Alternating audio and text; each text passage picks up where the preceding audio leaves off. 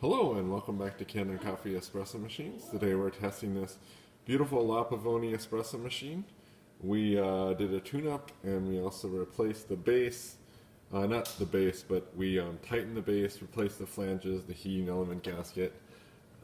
These bases get loose and so they need to be, those parts need to be replaced to get it tightened again. And we also replaced the valve in here. It was leaking a little bit, so let's go ahead and test the machine.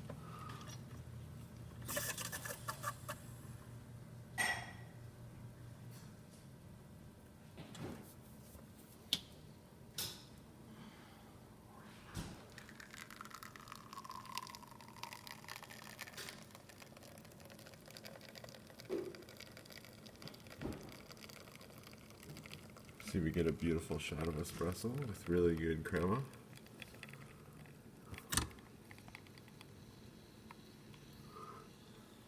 Check the steam, see the pressure is good.